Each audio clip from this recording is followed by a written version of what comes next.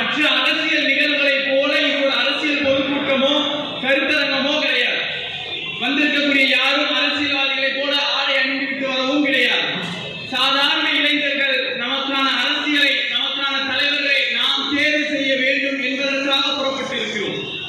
எதுக்காக இந்த அரசாங்கத்துக்கு எதிராக பேசுகிறோம்? ஏன் ஒரு நடிகர் ஆட்சி செய்யக்கூடாது என்பதற்காகவா? ஆளுநர் யாராக வேண்டுமானாலும் இருக்கட்டும், ஆனால் அவர்களுக்கு பின்னால் ஒரு கொள்கை இருக்கிறதா? இந்த மக்களுக்கு நலன் செய்யக்கூடிய தலைவராக அவர் இருக்கிறாரா? மக்களுக்கு துன்பம் ஏற்பட்டால் அதற்காக குரல் கொடுக்கிறாரா என்பதை நாம் இந்த ஆட்சியாளர்களுக்கு பார்க்க வேண்டியிருக்கு. தேர்தல் பிரச்சாரத்தில் இன்னைக்கு தமிழ்நாட்டினுடைய முதலமைச்சர் நல்ல கோட்டு சூட்டு எல்லாம் போட்டுக்கிட்டு ஸ்டைலா தன்னுடைய கையால டிஃபன் பாக்ஸை ஓபன் பண்ணிட்டு சாப்பிடுறாரு, தன்னுடைய காரை தானே ஓட்டுறாரு. பார்க்கிறோம்ல, இப்படி எல்லாம் இருக்கக்கூடிய பிரச்சனைகளை எல்லாம் மறைப்பதற்காக இப்படி ஒரு பிரச்சாரத்தை, ஒரு விளம்பரத்தை ரூட்டு போட்டு செய்யக்கூடிய ஆட்கள் இருக்கிறதா பார்த்துக்கிட்டு இருக்கோம். பார்க்கணுமா? இதற்கு எதிராக நம்முடைய புரட்சி இருக்கு. தேர்தலுக்கு முன்னாடி சொன்னாரு, என்னவா தமிழ்நாட்டில் சட்ட ஒழுங்கு பிரச்சனை, எங்க பார்த்தாலும் பெண்களுக்கு எதிரான கொடுமை, குழந்தைகளுக்கு எதிரான கொடுமை, கஞ்சா தமிழ்நாடு முழுக்க பரவி இருக்கு என்றெல்லாம் பேசினார்.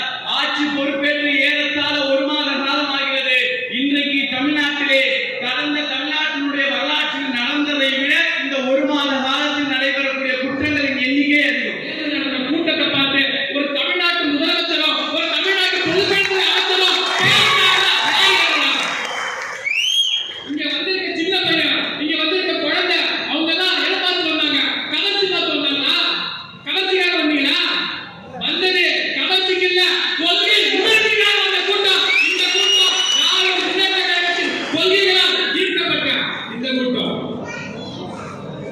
ரொம்ப ஹை பிச்சில் போகணும்.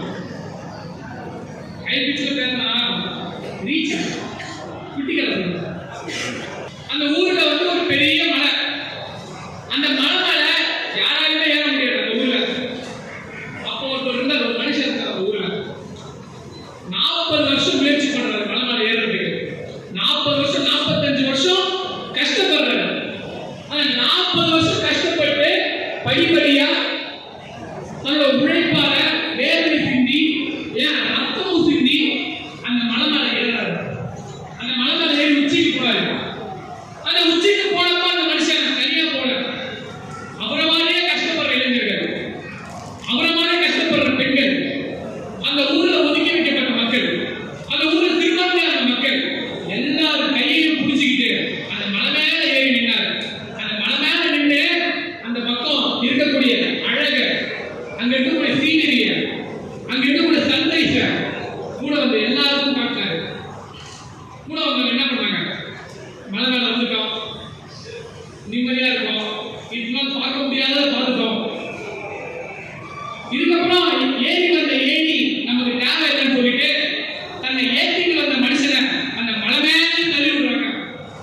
அந்த மலை மேலே விழுந்த மனுஷன் அந்த மலைக்கு கீழே ஒரு கடல்ல விழுந்தார்.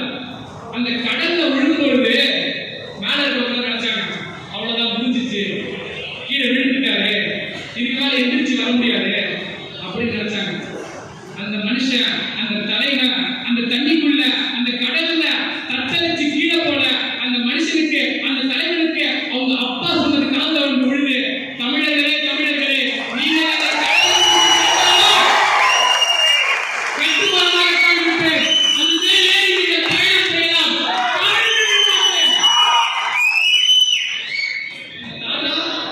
இந்த ஒரு தலைவர் மட்டும்தான் ஓட் பேங்க் பாலிடிக்ஸ், மக்கள் பாலிடிக்ஸ் எல்லாத்தையும் தாண்டி இவங்களுக்கு எது தேவை, எது முன்னேற்றம் யோசிச்சு யோசிச்சு இந்த மக்களுக்காக கடைசி வரைக்கும் கொடுத்த தலைவர் முத்தமிழறிஞர் டாக்டர் கலைஞர்.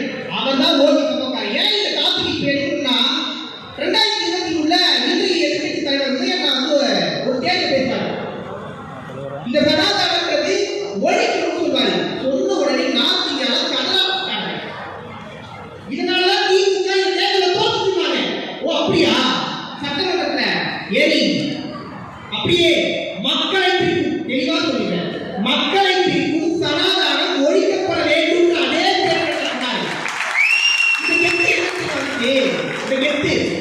இது தமிழ்நாட்டோட கெத்து இருக்க முடியும், பெரியாருடைய கெத்து. உங்களுக்கு ஒரே ஒரு சம்பவம் சொல்றேன். தேர்தலுக்கு கால்வாய் திட்டம் திட்டம் இருக்கு.